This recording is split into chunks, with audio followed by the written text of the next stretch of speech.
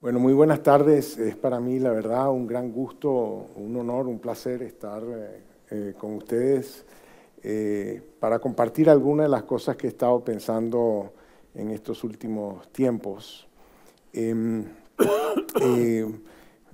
Debo decir que quiero agradecer a la Fundación del Pino, Rafael del Pino, por esta invitación y me parece genial esa frase que está, ese párrafo que está en la pared, de tratar de contribuir al conocimiento heredado de otros y añadirle algún valor agregado a las ideas que ayudan a crear sociedad, a crear prosperidad. No les voy a decir por qué esta presentación tiene este título, lo dejaré un poco como una incógnita, y también les quiero decir que si bien paso mucho tiempo pensando en Venezuela, en esta charla no voy a estar hablando de Venezuela, pero de pronto surge a raíz de las cosas que diga en el espacio de preguntas y respuestas. Voy a empezar por tratar de describir muy sencillamente lo que he llegado a concluir es el secreto de la prosperidad. El tema de qué hace que los países sean ricos o pobres es una pregunta que arrancó por lo menos desde Adam Smith, donde se hizo la pregunta del origen de la riqueza de los países. Ahora, cuando Adam Smith escribió La riqueza de las naciones, el país más rico del mundo, que era probablemente Holanda, la escribió en 1776. El país más rico del mundo en términos de ingreso per cápita era Holanda. Era aproximadamente 4 veces más rico que el país más pobre del mundo, que eran muchos que estaban básicamente a niveles de subsistencia. Es decir, Holanda estaba más o menos a 4 veces los niveles de subsistencia. Según los datos del Banco Mundial, el país más pobre del mundo es Malawi. Entonces, si uno agarra y multiplica por 4, el ingreso per cápita de Malawi llega a Haití. Si uno multiplica por 4, el ingreso per cápita de Haití llega a Marruecos. Si uno multiplica por 4, el ingreso per cápita de Marruecos llega a Polonia o a Argentina. Y si uno multiplica por 4 el ingreso per cápita de Polonia, llega a Singapur. ¿Okay? Entonces, lo que era un problema de 4-1, se volvió un problema de algo así como 256-1. Y eso, en cierto sentido, quiere decir que el secreto de la prosperidad no se resuelve leyendo el libro de Adam Smith. Y la razón por la que ocurrió esto es que el ingreso per cápita tiene una estructura muy particular a lo largo del tiempo. Básicamente, desde el año 0, el ingreso per cápita en el mundo no se movió. Se quedó a un nivel súper estable por muchísimo tiempo y súbitamente en los últimos 200 años se pegó un brinco. Entonces esto parece como un palo de hockey. Ahora, si uno hace zoom a estos últimos 200 años, se ve así. De modo que cuando Adam Smith estaba escribiendo, que era antes del año 1800, las diferencias eran relativamente pequeñas, pero cuando uno va a ver las diferencias ahora, se ven muchísimo más grandes. Entonces, básicamente, algo cambió. Y entonces, eso que hace que los países sean ricos y pobres se ha discutido hasta la saciedad, y el libro más popular del momento que explica esto es este libro de mi colega Jim Robinson y Daron Acemoglu, que dicen básicamente que la diferencia entre los países ricos y pobres es la calidad de sus instituciones. Y este libro arranca con una comparación entre los dos Nogales, Nogales, Arizona y Nogales, Sonora. Y entonces, Nogales, Arizona, se imaginarán, es rico, Nogales, Sonora, es pobre, son Nogales los dos. ¿Cuál puede ser la diferencia? Obviamente, las instituciones. Ahora, si uno se mira dentro de México, se encuentra que, por ejemplo, en el estado de Guerrero, la productividad por trabajador es más o menos similar a la de Honduras. Si uno multiplica por 2 la productividad del estado de Guerrero, llega al estado de Sinaloa, que tiene una productividad más o menos como la de Jamaica. Si uno multiplica por 2 la productividad de Sinaloa, llega a Guanajuato, que tiene una productividad como la de Malasia. Y si uno multiplica por 2 la productividad de Guanajuato, llega a Nuevo León, que tiene una productividad ligeramente superior a la de Corea. De hecho, estas diferencias son mucho más grandes que las diferencias entre Nogales, Arizona y Nogales, Sonora. Entonces resulta que estas diferencias de productividad ocurren en un mismo marco legal federal, con un mismo sistema judicial federal, con un mismo sistema de representación política, con un mismo tipo de cambio, una misma tasa de interés, un mismo contexto macroeconómico, con una misma arquitectura financiera. Entonces, bueno, ustedes me dirán, no, es que las instituciones es otra cosa. Bueno, ok, serán otra cosa, pero dígame, cuando usted habla de instituciones, ¿de qué me quiere hablar? ¿Okay? Entonces yo creo que, bueno, no lo digo yo, lo dijo Wittgenstein, que Wittgenstein dijo que los problemas de filosofía son problemas de lenguaje, de hablar con conceptos muy imprecisos. Y uno de esos conceptos súper imprecisos es el de instituciones, ¿no? Entonces, no, pero es que yo no me refería a eso como instituciones. Está bien, ok, bueno, entonces, está bien, cámbiame la definición, busca alguna que te funcione. Otra de las super palabras imprecisas es la que yo voy a argumentar, explica la diferencia de la prosperidad, y esa palabra es tecnología. Yo voy a argumentar que la diferencia entre los países ricos y los países pobres es la tecnología. La tecnología también merece el premio Wittgenstein por imprecisión. Es una palabra que debió haber sido inventada por diplomáticos, porque como ustedes saben, los diplomáticos están en el negocio de conseguir palabras que escondan los desacuerdos. Así todo el mundo puede firmar el comunicado, ¿no? Entonces, una de esas palabras es tecnología. Entonces uno dice, bueno, ok, pero cuando me dices tecnología, ¿a qué te refieres? Entonces, la primera definición que uno hace de tecnología es que tecnología son herramientas, ¿ok? No, yo tengo aquí mi celular, etcétera, son herramientas. Y voy a argumentar que la diferencia entre los países ricos y los países pobres es que unos tienen buena tecnología, mucha tecnología, y otros no tienen buena tecnología, mucha tecnología. La segunda cosa que es tecnología son códigos, procedimientos, protocolos, recetas.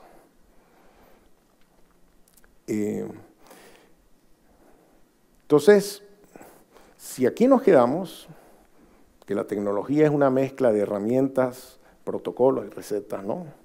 En cierto sentido, conocimiento incorporado a las herramientas y conocimiento codificado, pues entonces vamos a crear una ONG que va a acabar con la pobreza del mundo. Porque las herramientas las podemos poner en un container y mandarlas a Malawi. Y los códigos los podemos poner en Internet y entonces lo hacemos accesible a cualquier persona con un teléfono inteligente. Y se acabó el problema. Entonces, yo le dije que tecnología son realmente 3 cosas y le dije 2. La tercera cosa que es tecnología, uno la puede saber haciéndose la pregunta de qué hace uno cuando le duele una muela. Y la respuesta obvia es que uno le dice a su pareja que baje un artículo del Internet. No exactamente, ¿verdad? Uno va a un dentista y el dentista usa herramientas. El dentista sigue protocolos, pero el dentista mezcla las herramientas y los protocolos con una cosa que vamos a llamar saber hacer, know-how. Y ese know-how está en el cerebro de este dentista y en ningún otro sitio. O sea, ese dentista le mira la boca a uno y él ve cosas que nosotros no vemos. Y él sabe mover sus manos de forma que nosotros no sabemos mover nuestras manos. Entonces, para implementar tecnología hace falta herramientas, protocolos y know-how. Las herramientas y los protocolos se mueven con facilidad. El know-how se mueve con dificultad, porque el know-how es distinto del conocimiento. Uno puede decir que Rafa Nadal sabe contestar un servicio de tenis. Creo que lo hemos visto, ¿no? Creemos que sí puede, ¿verdad? Pero cuando decimos sabe, ¿qué quiere decir eso? Que él sabe, entonces él lo entiende, entonces a uno se lo puede explicar. Bueno, pero si él nos lo explica a nosotros, yo le garantizo que su juego de tenis no mejora. Entonces no es una cosa que se transmite de cerebro a cerebro con tanta facilidad. Y el problema es que la tecnología moderna no requiere de una persona que tenga un know-how particular, sino requiere de equipos que tienen distinto know-how que colaboran en la producción. Entonces, para mover la tecnología hace falta poner en otro lugar del tiempo y el espacio equipos con el know-how requerido para que esa tecnología se pueda implementar. Y eso es lo que hace difícil mover la tecnología. Ahora, a los economistas nos gusta decir que si vamos a definir un concepto, bueno, entonces vamos a medirlo y quiero saber cuánto es mucho, cuánto es poco, cuánto creció, cuánto no creció, medir, etcétera, para poder hacer ciencia. Sin medición no hay ciencia. Pero entonces yo voy a querer, porque voy a decir básicamente que los países ricos tienen mucho know-how y los países pobres tienen poco know-how. Entonces la pregunta es cómo voy a medir el know-how. Y para darles una intuición de cómo voy a medir el know-how, les voy a hacer otra pregunta que no es la del dentista. ¿Quién tiene más know-how? Este esquimal, inuit del norte de Canadá, que lo vemos aquí en la industria de alimentos, y lo vemos aquí en la industria de la construcción, y lo vemos aquí en la industria del transporte, y el hombre moderno. Entonces, ¿quién tiene más know-how? Y uno dice, bueno, mira, fíjate, el hombre moderno usa lentes, usa audífonos, usa camisa, usa reloj, usa pantallas, usa computadoras. No sabe hacer nada de eso. Si a este señor yo lo muevo para acá, debe haber un teorema matemático que dice que se muere. No sabemos si se muere de hambre o se muere de frío, pero se muere. Entonces no hay ningún sentido práctico en que uno pueda decir que este señor de acá tiene más know-how que este señor de acá. Pero uno sí puede decir que la sociedad a la que este señor pertenece tiene más know-how que la sociedad a la que este señor pertenece, porque la sociedad a la que este señor pertenece de pronto sabe hacer lentes, camisas, audífonos, computadores, etc. Y la sociedad a la que este señor pertenece sabe cazar, pescar, hacer iglús, trineos de perros y para de contar. Y en la sociedad a la que este señor pertenece, todos saben hacer todo. Hay alguna división del know-how entre hombres y mujeres, pero todos saben hacer, básicamente, poca gente sabe todo. En estas sociedades, cada quien sabe una ínfima fracción del know-how que existe en la sociedad. Entonces, las sociedades saben mucho, no porque los individuos saben mucho, sino porque los individuos saben distinto. Se lo voy a repetir. Las sociedades saben mucho no porque los individuos saben mucho, sino porque los individuos saben distinto. El hecho de que cada quien sepa de algo distinto hace que el conjunto sepa más. ¿Okay?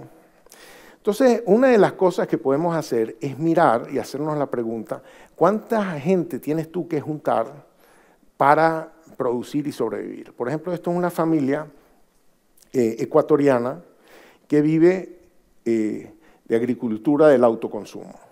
Esta familia sabe hacer todos estos productos que están aquí. El conocimiento necesario para hacer estos productos reside en esta familia. La estructura productiva, por ejemplo, del siglo XIX, tenía familias donde cada quien hacía algo distinto en su negocio. Uno era carnicero, trabajaba en la carnicería. Uno era panadero, trabajaba en la panadería. Uno era candelero, trabajaba haciendo velas. Cada familia sabía hacer una cosa, digamos. Hoy en día, ninguna familia sabe hacer ninguno de estos productos. Y hay algunos productos que no lo sabe hacer ni un país. Que el know-how necesario para juntar uno de estos productos requiere una red humana tan diversa que no cabe en un país. Para hacer este avión, pues la Boeing, que tiene 165,000 trabajadores, se fue a buscar capacidades productivas por todos lados. Para hacer las turbinas, el tren de aterrizaje, los baños, los avionics, etcétera, etcétera.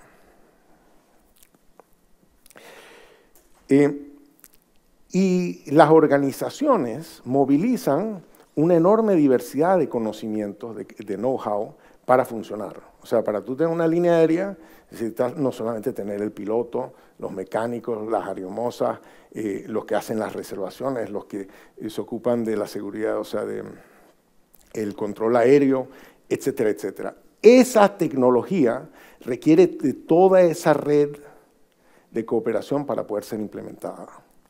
No es una cuestión de, bueno, tu país no tiene línea aérea, no importa, yo voy para allá, yo sé.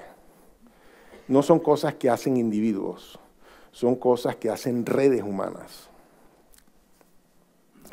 Entonces, una forma de conceptualizar esto es pensar que la producción es como un juego de Scrabble. Y me perdonan que no haya traducido estas láminas que vienen, pero creo que el inglés que voy a usar es bastante elemental.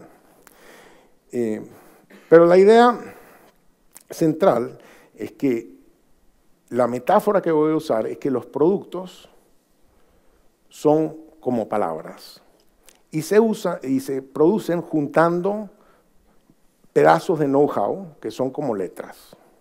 ¿Ok? Entonces, los países, yo voy a argumentar, se diferencian en las cantidades de letras que tienen.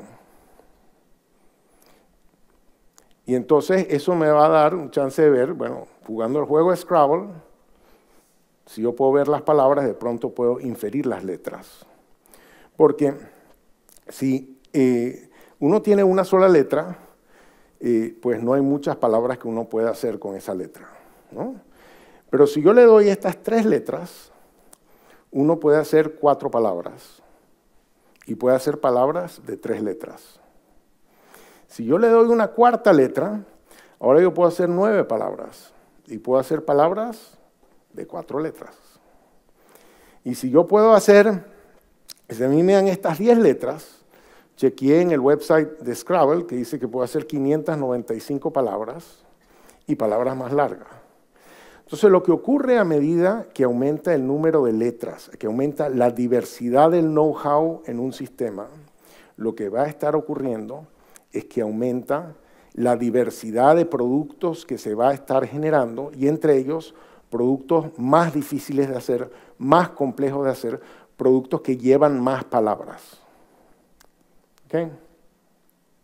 Esa es la intuición central. Ahora, si yo llevo esto a los datos del mundo, pues voy a agarrar y medir cuántos productos haces tú y qué tan difícil es hacer los productos que tú haces.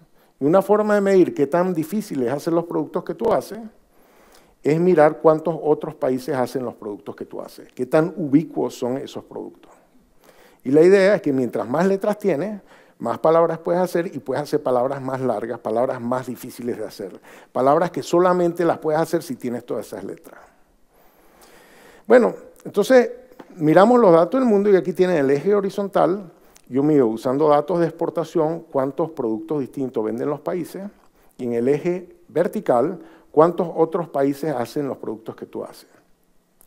Y tienes abajo a la derecha los países ricos que hacen muchas cosas y cosas que pocos otros hacen, y arriba a la izquierda encuentras pocos países y países que hacen cosas que todo el mundo hace. ¿Okay? Esto es lo que uno esperaría ver internacionalmente si la diferencia entre países tiene que ver con las letras, con la diversidad de capacidades productivas. Esto mismo lo vemos si veo dentro de un país municipalidades en Chile. Entonces, abajo a la derecha tienen las municipalidades alrededor de Santiago y arriba a la izquierda tienen el desierto de Atacama o tienen la ciudad de los pingüinos. Lo mismo vemos en Turquía. Enormes diferencias de diversidad, por ejemplo, entre Estambul y la próxima ciudad o la tercera ciudad. O sea, hay mucha diferencia en la diversidad productiva de acuerdo a... Y lo mismo vemos en Estados Unidos, lo mismo vemos en los estados mexicanos, lo mismo vemos en departamentos de Colombia, lo mismo vemos en distritos de Sri Lanka. En cada país que hemos tenido la ocasión de estudiar vemos esto con una enorme regularidad. Las zonas ricas hacen muchas cosas y cosas difíciles de hacer que se hacen en pocas cosas, que tienen la capacidad para implementar cosas más complejas. ¿Okay? Esto lo hemos usado, y no me voy a meter a la técnica de cómo lo hacemos, para medir, para desarrollar una medida de cuántas letras tienen los países. Y esa medida de cuántas letras tienen los países es lo que llamamos el índice de complejidad económica. ¿Okay? Y aquí está medido, digamos, el índice de complejidad económica para el mundo, y la única información que usamos para crear este índice es cuántos productos haces tú y quién más hace los productos que tú haces. Pero no le preguntamos qué sistema judicial tienes, qué tan rico eres, no preguntamos más nada. ¿Cuántos productos y quién más, cuántos otros hacen los productos que tú haces? That's it. Entonces, bueno, este es un índice, hay miles de índices. Por ahí la pregunta es si este índice predice algo o está relacionado con algo. Y aquí está la relación entre este índice y el ingreso per cápita. Y este gráfico dice básicamente que los países que tienen pocas letras tienden a ser pobres y los países que tienen muchas letras tienden a ser ricos. O sea, que la riqueza, la prosperidad tiene que ver con las letras. Y ustedes me dirán, bueno, pero está bien, profesor, pero este gráfico no es que todos los países están ahí alineaditos ahí sobre la línea. O sea, de pronto usted puede mejorar su teoría un poco. A lo que yo respondería, bueno, de pronto es el mundo el que debería mejorar. La teoría está bien, el mundo está mal. Y en cierto sentido hemos mostrado que esto es verdad. En el sentido de que aquí uno diría, India, ¿qué haces tú ahí abajo? Tú deberías estar mucho más arriba. Dadas las letras que tú tienes, deberías ser más rico. Bueno, y adivina, pues que India es la economía grande que más crece en el mundo. Y nosotros diríamos que es la economía grande que más crece en el mundo porque ya tiene las letras necesarias para ser más rico de lo que es. Después podemos ver aquí, oh, Grecia, ¿qué haces tú ahí arriba? ¿Cómo es que te volviste tan rico sabiendo tan poco? Tú no perteneces ahí. Bueno, esto lo medimos en el año 2008, con datos del año 2008, así que bueno, que Grecia parece que nos hizo caso. Entonces, lo que hemos mostrado es que los países que están debajo de la línea de regresión tienden a crecer más rápido en el futuro, y los que están arriba de la línea de regresión tienden a crecer más lento. Desafortunadamente, para el año 2008, España estaba arriba de la línea de regresión, y nosotros hubiésemos predicho que iba a crecer más lento, porque estaba a un nivel de ingreso que no se compaginaba con las letras que tenía. ¿Okay? Que ese nivel de ingreso estaba probablemente un poco inflado, ¿no? Por el nivel de ingreso de capitales, endeudamiento, etcétera, etcétera. Entonces, bueno, aquí estamos ya, una idea, sea, el secreto del desarrollo es acumular letras. El problema es que para acumular letras hay que resolver este problema histórico. ¿Okay? Este problema histórico del huevo y la gallina. Aunque la gente avisada me ha informado que este es un gallo, no una gallina.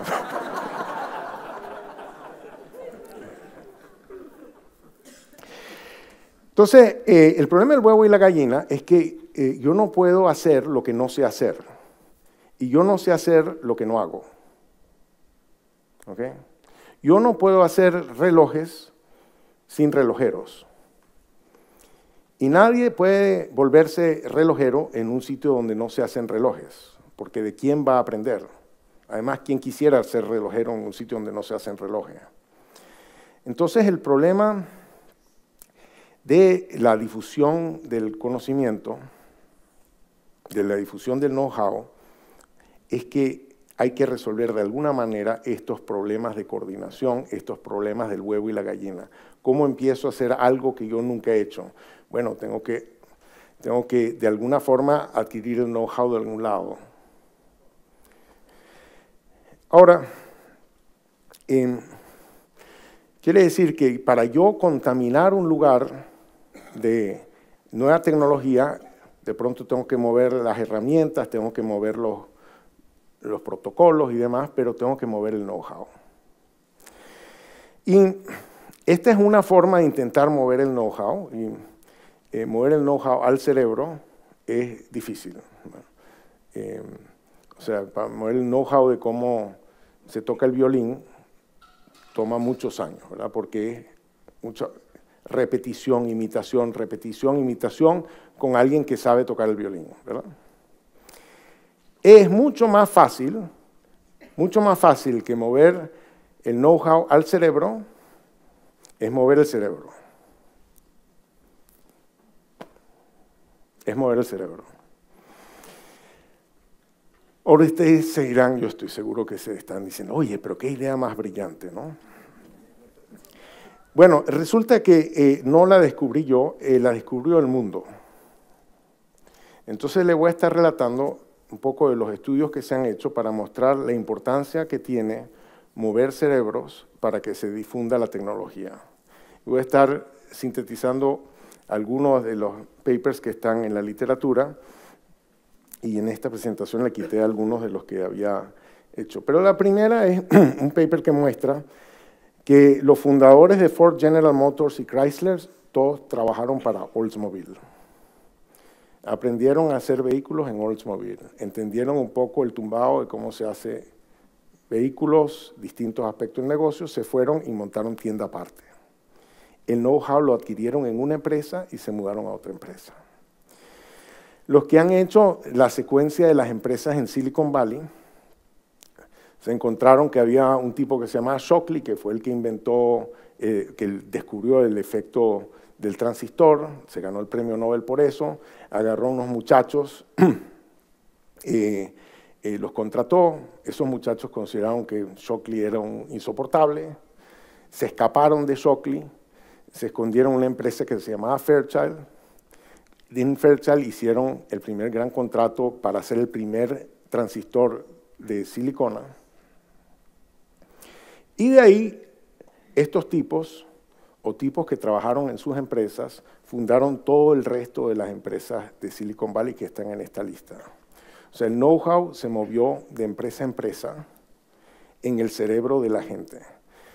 Si yo trabajo en una empresa donde saben hacer algo, pues yo tengo el tiempo suficiente para ir, no que me contaron, sino para imitación, repetición, el cerebro adquiere, digamos, el aprendizaje, como en la Edad Media, pues, de estas cosas. Lo mismo hemos visto, por ejemplo, en Bangladesh. Hemos hecho muchos estudios de cómo los países empiezan a exportar. Entonces, este es un estudio que hizo Steven Klepper, que desafortunadamente falleció hace un par de años, donde se hizo la pregunta, bueno, ¿de dónde salió las exportaciones de textiles, de ropa de Bangladesh? Y resulta que en la década del 70, Samsung se fue para allá a tratar de vender cosas. Y Bangladesh dijo, oye, qué cosas más magníficas, a mí me encantaría comprártelas, pero no tengo plata. Entonces, si tú quieres que yo te compre algo, me tienes tú que comprar algo. Y Samsung se fue por todo el país y encontró que realmente, de todo corazón, no había nada que ellos quisieran comprar en Bangladesh. Entonces, bueno, lástima, sorry, ¿qué quieres que te diga? Entonces dijo Samsung, ok, bueno, entonces déjame ver si yo produzco en Bangladesh algo, que yo me lo compre, y con esa plata tú me compras. O sea, yo te pago por, ¿no? O sea, yo exporto y con ese ingreso de divisa tú importas. ¿Okay? Entonces agarraron 126 trabajadores de Bangladesh y los mandaron por 6 meses de entrenamiento a Corea en el año 78. Para el año 88, 56 de esos trabajadores se habían ido de la empresa a montar su propia empresa. Entonces, en la década del 70, todas las exportaciones de Bangladesh eran de yute y de alguna otra cosita. Después se volvió todo textil. Pero se infectó el sistema con esta inyección. Y cuando Klepper hizo este estudio, por ahí por el año 2012, 2013, se encontró que esas empresas generadas por estos 56 trabajadores tenían una productividad que era aproximadamente 3 veces la media del sector. O sea, esta industria se infectó por esta vía. Bueno, otro ejemplo que se ha estudiado en la literatura es esta supresión, o sea, esta es la revocación del Edicto de Nantes, 1685, donde Francia decidió expulsar a los hugonotes. ¿Okay? Entonces, bueno, estos hugonotes se fueron por ahí, pero afortunadamente, y se fueron por todos lados, a Estados Unidos, a Inglaterra, Irlanda, Alemania, se fueron hasta África del Sur. Y ahora hay papers que han demostrado, digamos, el impacto que tuvieron estos hugonotes. Pero uno de los estudios que se hizo es un estudio basado en el hecho de que al mismo tiempo que había Henry IV firmado el edicto, la revocación del edicto de Nantes, pues el elector de Brandenburgo pasó un edicto aceptando a los hugonotes. Entonces, estos hugonotes se establecieron en distintas partes de Prusia. Entonces hay unos papers que muestran lo que pasó en el siglo posterior a la llegada de los hugonotes. Y pues resulta que a esas regiones llegó la industria textil, tanto de la lana como de la seda y los desarrollos posteriores. Y en Sudáfrica, pues, esta es una foto de un lugar que se llama Franschhoek. Franschhoek en holandés quiere decir esquina francesa. Pues ahí fueron los hugonotes. ¿Y qué fueron a hacer ahí?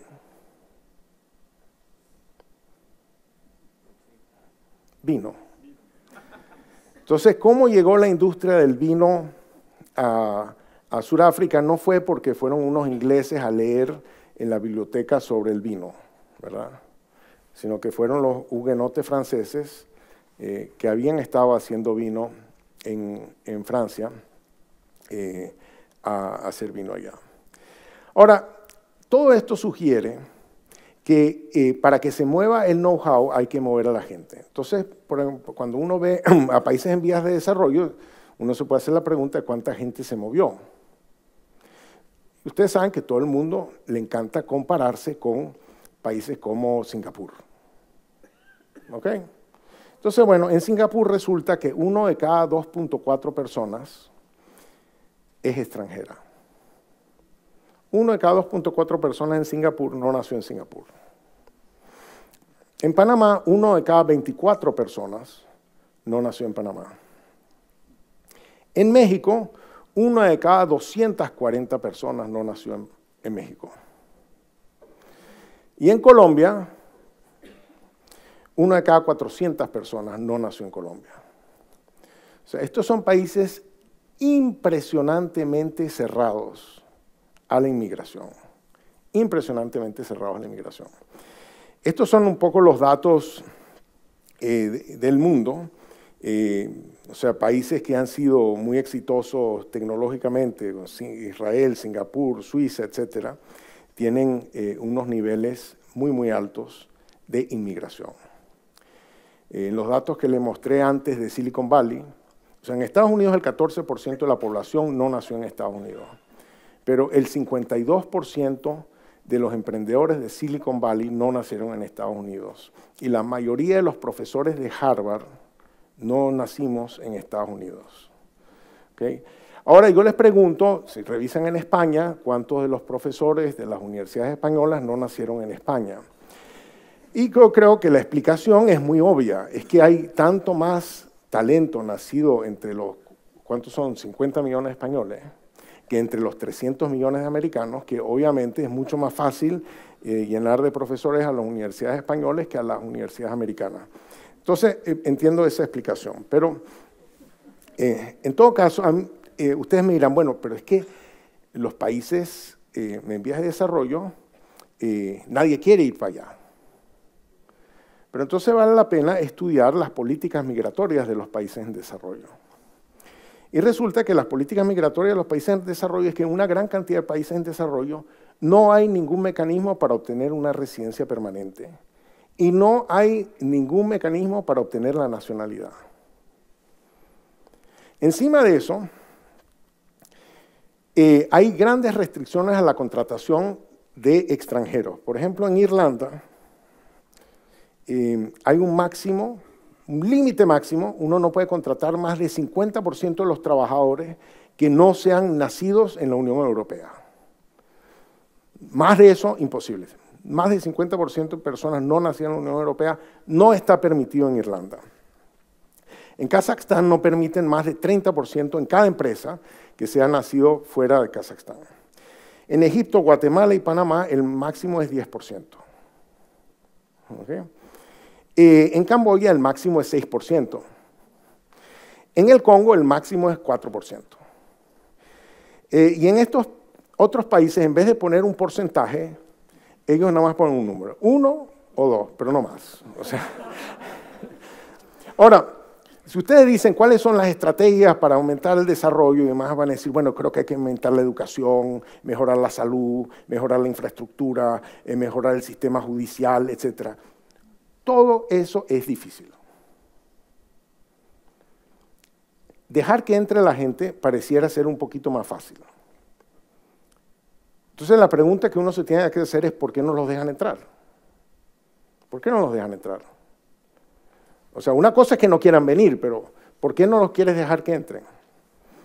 Y la razón por la que no los dejan entrar es porque violarían el sentido del ser nosotros. Esta es una malísima traducción de una expresión en inglés que es the sense of us, el sentido de ser uno. Sentido de ser perteneciente al grupo, sentido de pertenecer, o sea, el sense of us. ¿Por qué los países no dejan entrar a la gente? Bueno, obviamente porque no son parte de nosotros, y en cierto sentido no pertenecen, no debieran estar aquí, no son parte de nosotros. Ahora, si yo voy a tratar de explicar este comportamiento usando la teoría económica tradicional, que ha sido la base de toda la teoría de economía política, de por qué toman las decisiones que toman, la economía política da una respuesta a todas las preguntas sobre la base de este paradigma. Y este paradigma dice que los países toman distintas decisiones en materia de dejar o no dejar entrar a los inmigrantes en función de que la gente tiene distintas preferencias, o la gente enfrenta distintas restricciones, o la gente agrega sus preferencias de distinta manera. Entonces, si usted va a dar una respuesta dentro de lo que es la economía política actual, usted va a hacer referencia a algo. Bueno, es que la gente tiene gustos distintos, tiene restricciones distintas o agrega las preferencias de manera distinta. Esto es la forma como la gente piensa estos problemas. Y yo creo que dentro de este paradigma es muy difícil dar una respuesta satisfactoria de por qué la gente toma decisiones que aparentan ser de perogrullo, o sea, obvias, obviamente beneficiosas. Entonces, para responder a esa pregunta, voy a analizar esta noticia importantísima del año 2016. ¿Ok? Porque aquí está un poco la respuesta.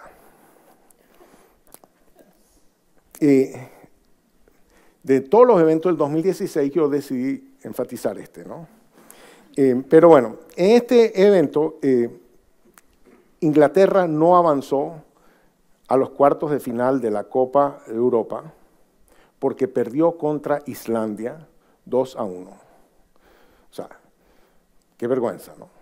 O sea, ahora, estos son los países que clasificaron a la Copa de Europa. En esta lista hay países como España, Francia, Italia, Alemania. Y ustedes me dirán, bueno, obvio. Ahora, también hay países como Inglaterra, Gales y Irlanda del Norte. ¿Por qué no está el Reino Unido? ¿Por qué no está el Reino Unido? ¿Por qué está Inglaterra, Irlanda del Norte y Gales? Debo informarles que Escocia y Gibraltar no clasificaron ni a esta ronda. Y esta es una pregunta importante porque si yo miro el mapa de Europa en el año 1300, este es el mapa de esta región de Europa en el año 1300, y mire el número de gobiernos soberanos que habían en ese momento. En lo que hoy es Italia, medio Francia, Alemania, y mire el número de estados soberanos que había en Gran Bretaña. No se hubiese dicho, bueno, a esto le es fácil la unificación.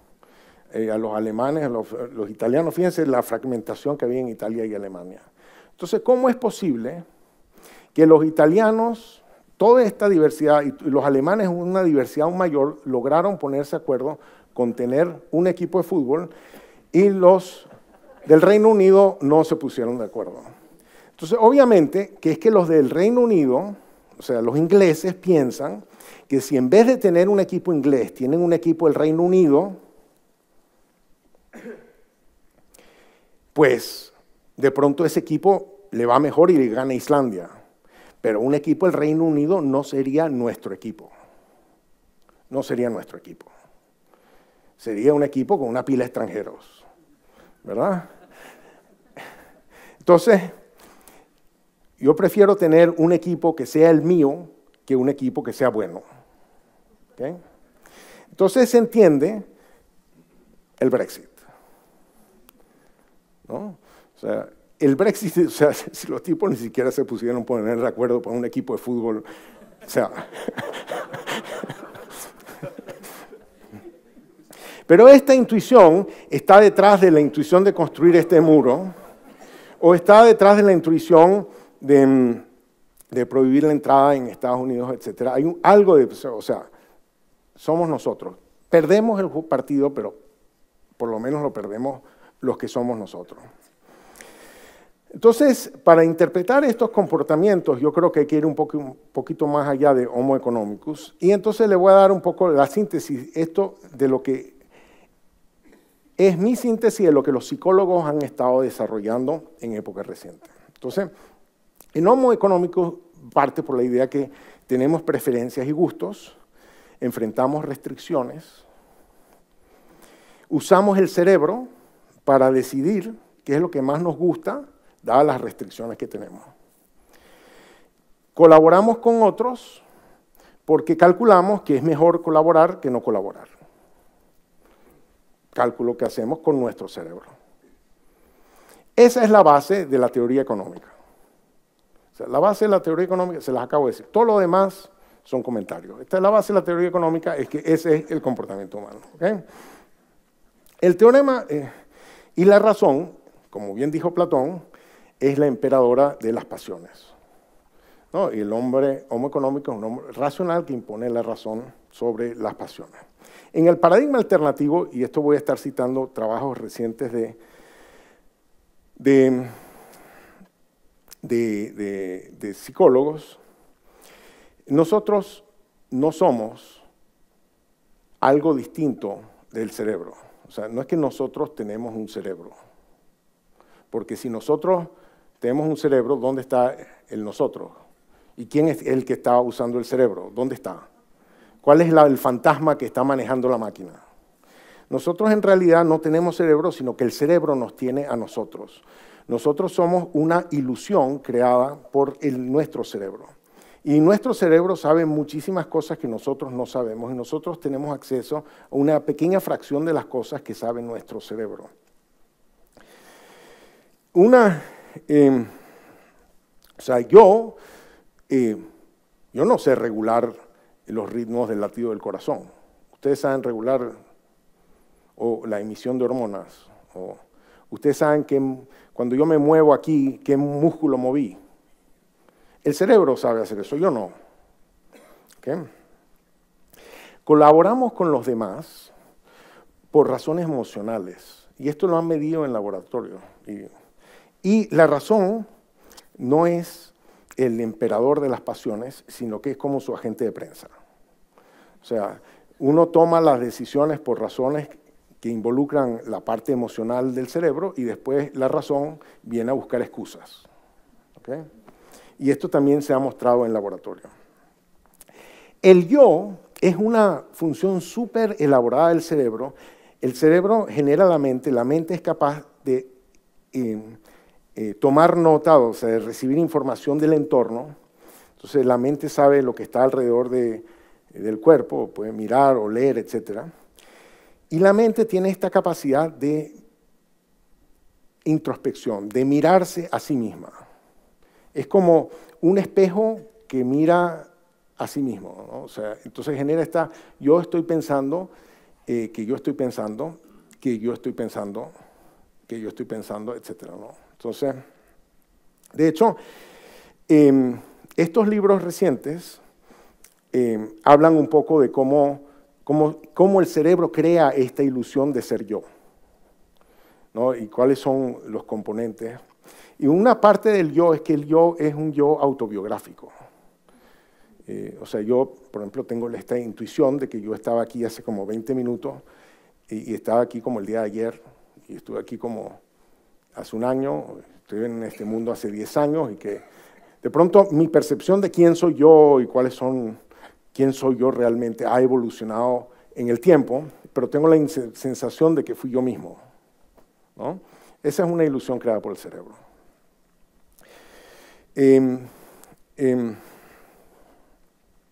Y la idea del yo es de hecho, Kierkegaard, esto es una traducción mía de lo que dijo Kierkegaard. De pronto lo debería decir en inglés, porque no lo sé decir en danés. Pero el yo es una relación entre el yo y uno mismo.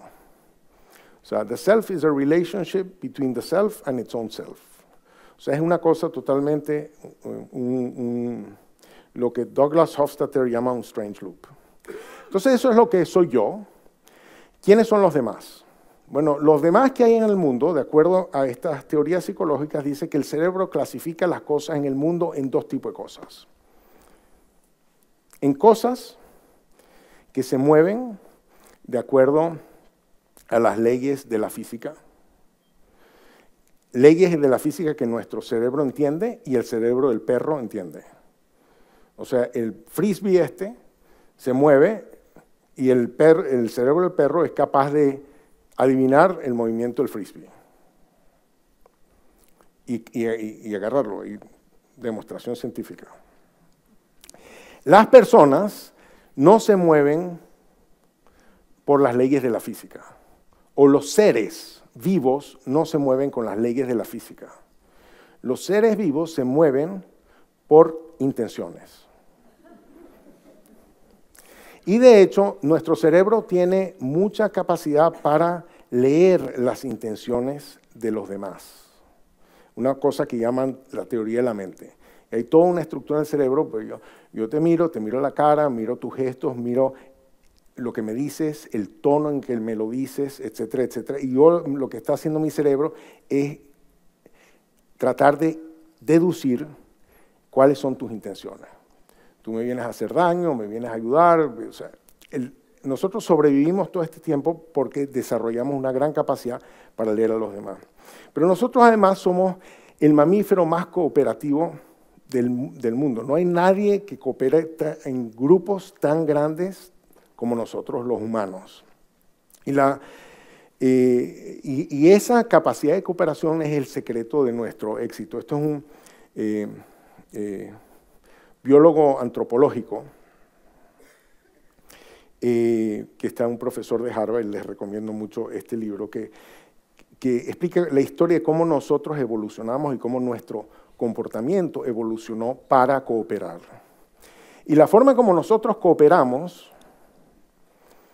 o sea, no es que, no sé si ustedes se han dado cuenta que la razón por la que los seres humanos tienen hijos no es porque nos explicaron la conveniencia de procrear, ¿verdad? La evolución se ocupó de que nosotros tengamos hijos porque estamos programados a tener deseo sexual. ¿Okay? Y la razón por la que nosotros cooperamos no es porque hemos calculado que nos conviene cooperar, sino porque la evolución desarrolló sentimientos morales. Y son los sentimientos morales lo que sostienen la cooperación. ¿Okay? Nosotros, para cooperar, hay que resolver lo que llaman los economistas el problema del free rider, que no sé cómo se traduce al castellano. Pero básicamente, gorrón, el gorrón. El problema del gorrón es que todo el mundo está mejor si cooperamos, pero yo estoy mejor si ustedes cooperan y yo no. O sea, todos estamos mejor si todos pagamos los impuestos, pero es mejor que ustedes paguen los impuestos y yo me quedo con mi plata. Entonces, la pregunta es cómo se resuelve el problema del gorrón. Y la idea es que nosotros desarrollamos el problema del gorrón, resolvemos el problema del gorrón porque tenemos un sentido de responsabilidad. Y cuando incumplimos nuestra responsabilidad, sentimos culpa.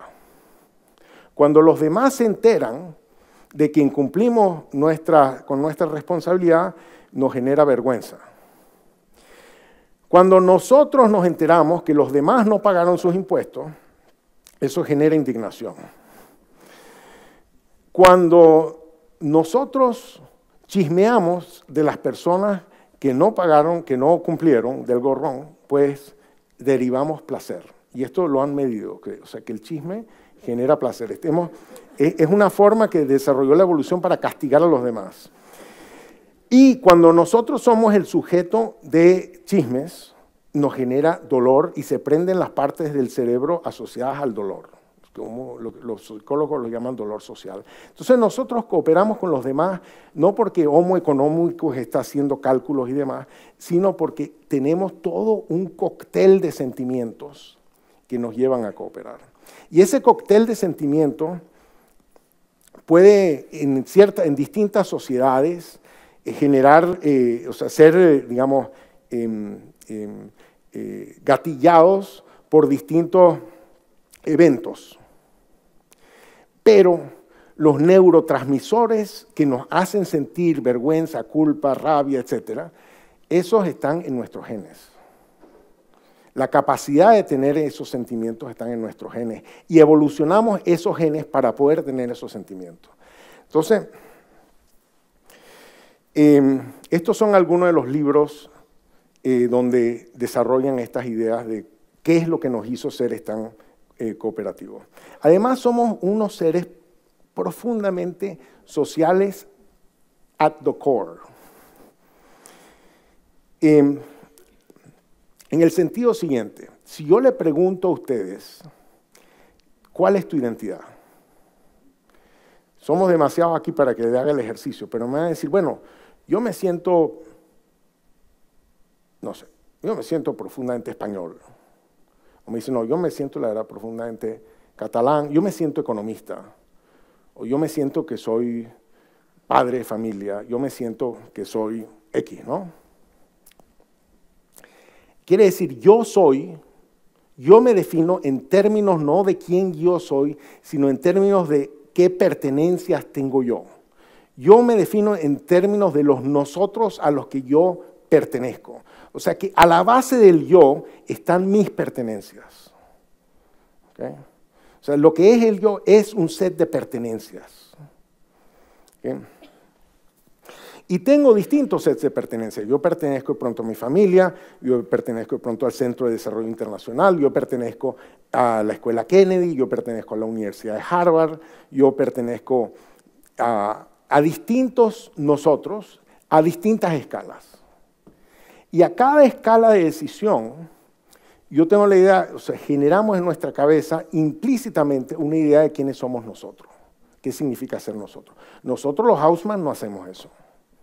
Eso, o sea, no, nosotros en el CID eso no lo hacemos, ¿verdad? O nosotros en Harvard no, eso no lo hacemos, ¿entiendes? O sea, nosotros, yo me genero la idea de hay un nosotros detrás de cada instancia de decisión. Ahora, en nuestra historia, nosotros hemos cooperado a escalas radicalmente distintas. Cuando nosotros éramos pequeños asentamientos agrícolas, cooperamos con un radio de acción muy limitado. No teníamos mucho que vender porque vivíamos del autoconsumo, no teníamos medio de transporte para mandar las cosas. Y la evidencia de eso es que caímos en la Torre de Babel. La Torre de Babel se debe a que el idioma tiene una tendencia natural a cambiar. Ustedes notarán que sus hijos hablan distinto que ustedes y los nietos hablan distinto. Bueno, y entonces uno intuye que ese proceso repetido tantas veces quiere decir que antes hablaban latín y ahora evolucionamos en español, portugués, gallego, italiano, rumano, etcétera, ¿no? Estas cosas evolucionan. Pero cambian, pero uno tiene que ser entendido por el otro. Entonces no pueden cambiar tanto si uno va a ser entendido por el otro. Pero si uno no interactúa con el otro, ¿qué importa que no lo entienda? Igual yo no le hablo.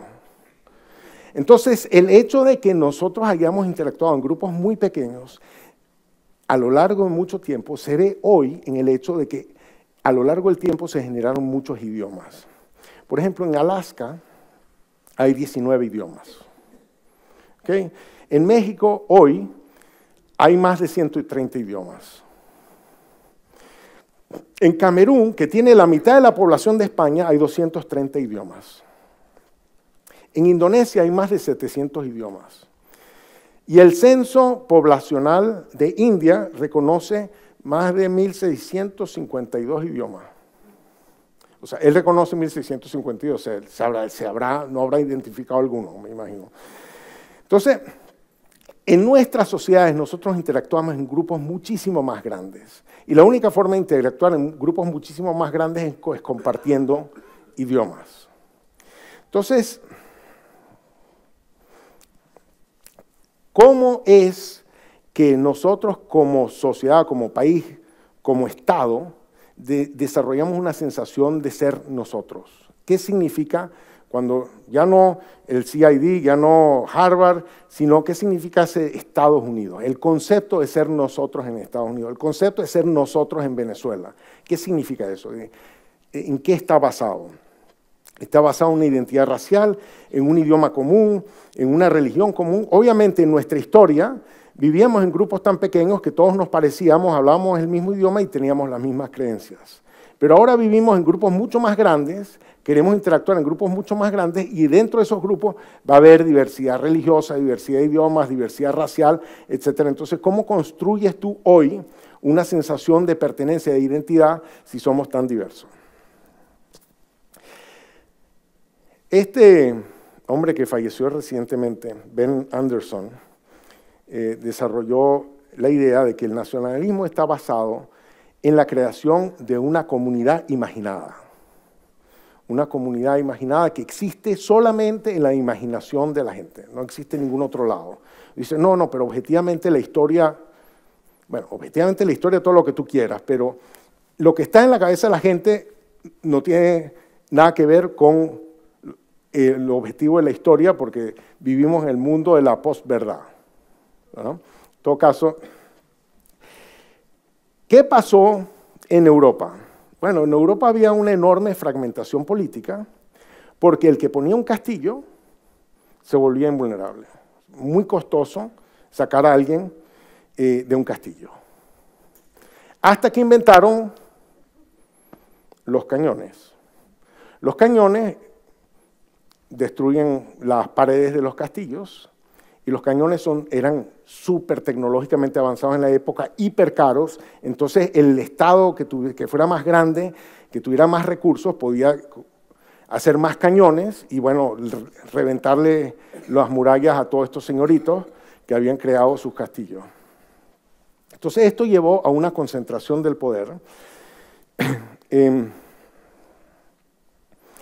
España, cuando unificó el poder, más o menos en esta época, con las nuevas tecnologías militares, entonces ahora estamos toda España reunificada.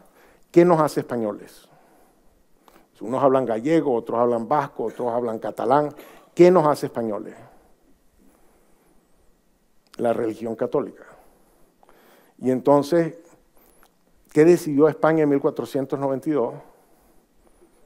Expulsar a los judíos, a los moros, etc. ¿No? Claro que se fueron. Entre ellos llegaron a Holanda.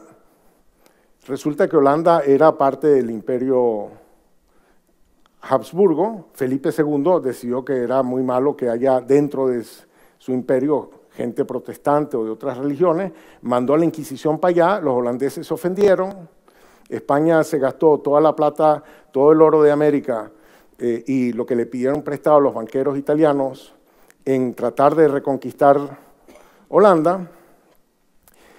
No pudo, en el año 1618 firmó un armisticio, aquí están, y bueno, de pronto Holanda se definió como una república no anticatólica, sino tolerante. Y con esa tolerancia, bueno, se fue ahí a vivir Spinoza, se fue a vivir Descartes, y de ahí arrancó el siglo de oro holandés, una enorme diversidad cultural que entró en Holanda porque la definición del nosotros era distinta. La definición del nosotros era distinta. Bueno, en 1648 vino la Paz de Westfalia, esta era la estructura política de ese momento, y después vino la Revolución Industrial. Y la Revolución Industrial generó dos fuerzas muy importantes, que en realidad han estado siempre ahí, pero que es importante entenderlas. La primera es que se generaron grandes economías de escala en acceso a mercado. Cuando había toda esta producción industrial, uno quería tener un mercado más grande, donde vender sus cosas. Y ese mercado más grande exigía unidades políticas más grandes. La gente de habla germánica creó esta unión aduanera, el Zollverein, pero después políticamente se desarrolló este movimiento nacionalista, no para separarse de España, sino para unir gobiernos soberanos que hablaban un idioma medio germánico bajo un mismo Estado. Y lo mismo ocurrió en Italia. La segunda cosa que requirió la revolución industrial es más bienes públicos. Y bienes públicos más que involucran más a la gente. Entonces, por ejemplo, un idioma común. Ustedes dirán, bueno, pero un idioma común. Pues no, el idioma común fue una de las grandes creaciones del Estado, porque no había un idioma común en Italia, no había un idioma común en Alemania. Parte de lo que hizo el Estado fue crear el idioma común. De hecho, una de las cosas que hizo, creo que la Real Academia Española es de 1700 y pico, el Estado, un poco, creando las bases de qué significa escribir bien el castellano. Pero además requiere infraestructura, requiere de educación. Ahora el Estado necesita educar a la gente. ¿Qué van a aprender los niños? ¿Qué van a aprender los niños? ¿Quién decide qué va? Entonces, un Estado que requiere tomar mucho más decisiones para nosotros. Entonces, requerimos un sentido de pertenencia al Estado más profundo.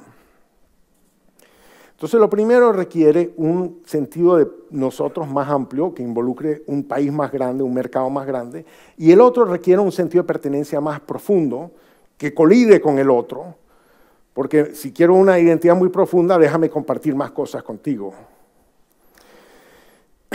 Entonces, este era el mapa de Alemania en 1871. Estos son mapas lingüísticos, para decirles, y este era el mapa político de Italia. Entonces, una gran reunificación de una cantidad de cosas para crear una unidad más grande. Y ahora estamos tratando de crear una unidad más grande en la Unión Europea, ¿verdad? Pero es como parte de la misma secuencia.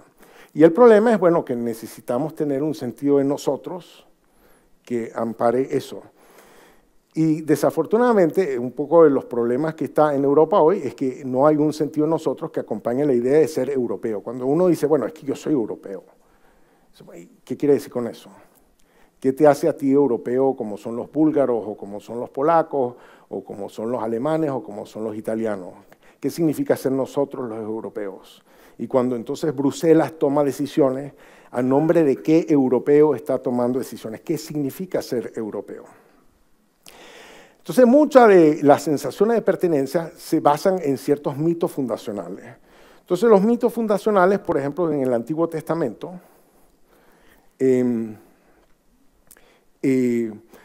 hay ¿cómo se llaman? Los estudiosos de la Biblia dicen que la Génesis y el Éxodo y demás fueron mitos fundacionales que se crearon con posterioridad a el libro de Samuel, donde en el libro de Samuel lo que hay son 12 tribus que están siendo militarmente presionadas por los filisteos y deciden hacer un reino, donde nombran primero a Saúl y después a David. Y entonces el mito fundacional es que estas 12 tribus que deciden hacer esta unión política, en realidad eran 12 hermanos, que venían todos de un mismo tronco. Abraham, Isaac y los 12 hijos de Jacob. Entonces, esta unión política está basada en, esa es un poco la teoría de esto. Y la teoría norteamericana es que lo que nos da a los americanos el sentido de ser nosotros es que tuvimos unos padres fundadores que nos dieron una constitución maravillosa y ¿cómo se dice? Bill of Rights.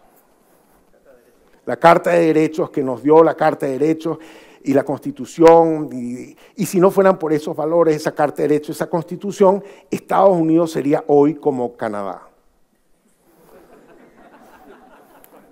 Bueno, porque Canadá son las provincias que decidieron no independizarse. Entonces es un experimento natural perfecto, un experimento histórico perfecto, ¿no? Entonces, bueno, obviamente que hay algo de mito fundacional y probablemente los padres fundadores no son la causa del éxito norteamericano, porque Estados Unidos no es mucho más rico que Canadá y no tiene un sistema de salud tan bueno. Pero esto lo que quiere decir es que hay mucho detrás del mito fundacional, porque el mito fundacional hace que ciertas cosas sean un tanto sagradas. La Constitución americana no se puede tocar y entonces hay que respetarla. Entonces, bueno, eso une, ¿no? El mito populista, no me voy a adentrar, pero un poco es una descripción de que aquí siempre ha habido la gente, y la gente ha sido sufrida, explotada, etcétera, por parte de unos extranjeros o extranjerizantes que son la casta, y que han estado explotando a la gente. Entonces, si nosotros salimos de la casta, vamos a liberar a la gente, entonces necesitamos un héroe que libere a la gente de la casta. Entonces, en el resto del mundo, la formación de los estados ha sido increíblemente heterogénea. O sea que si usted clasifica los países entre países desarrollados y países subdesarrollados, dice, bueno, los países desarrollados tienen buenas instituciones y los países subdesarrollados tienen malas instituciones, no va a entender nada. Porque lo primero que pasó en parte del mundo es que cuando se generó la revolución industrial, había toda esta tecnología que difundir, pero para difundir la tecnología hacía falta Estado. Y no habían estados. Entonces, bueno, los tipos fueron y montaron el estado. O sea, Inglaterra se fue a tratar de hacer negocios en India, no había estado en India, empezaron a crear estructuras políticas para proteger sus activos, para poder comerciar, etc., y terminaron cogiendo ese continente, ¿no? Lo mismo pasó en esta cosa que llaman en inglés el Scramble for Africa, a finales, o sea, en 1890 en adelante, donde los países europeos se acogieron África.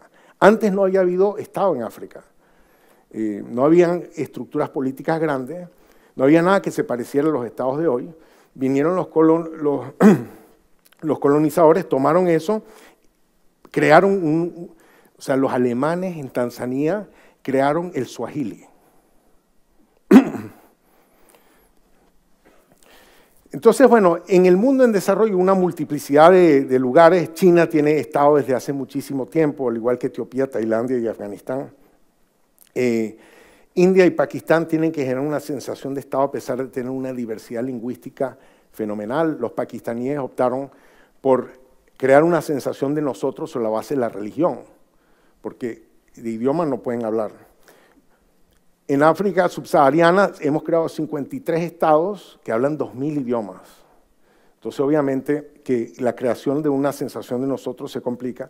América Latina es este lugar único donde hay 18 países que hablan un idioma y tienen una religión común.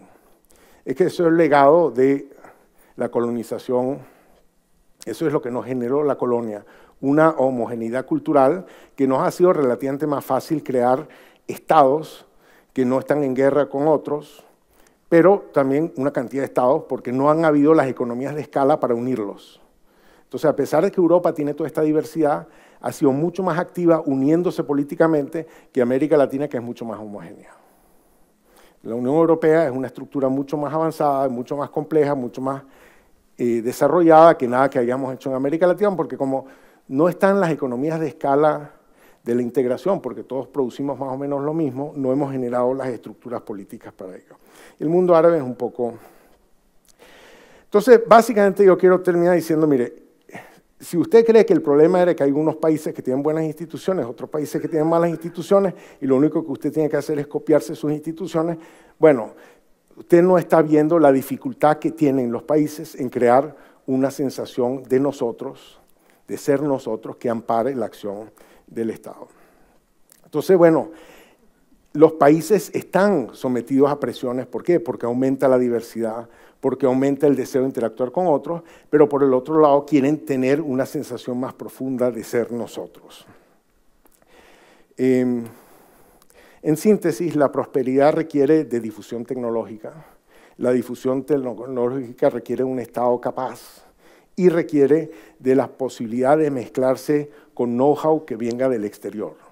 Como dice la canción de Ana Belén, contamíname, ¿no?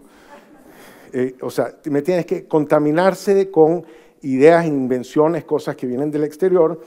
Ese estado capaz se hace más fácil cuando hay una comunidad imaginada que es a nombre de la cual está actuando el Estado, lo suficientemente profunda para crear los bienes públicos que requieren una economía más compleja, decidir quién va a pagar impuestos, quién merece ser subsidiado, qué se enseña en las escuelas, cómo va a funcionar el sistema educativo, etcétera, etcétera. Un Estado que se mete en una gran cantidad de decisiones y requiere mucha sensación de que estamos en esto juntos, y un Estado lo suficientemente abierto, grande, expansivo, para poder abrirse al mundo. En muchos estados ricos y pobres están tropezándose con este problema de crear una sensación de pertenencia, una sensación de comunidad que logre hacer que pues, el Estado se abra, la organización, el país se abra lo suficientemente al mundo para que pueda absorber las tecnologías que se están desarrollando en otras partes, mezclar, tener más letras y hacer más palabras y palabras más largas. Muchas gracias.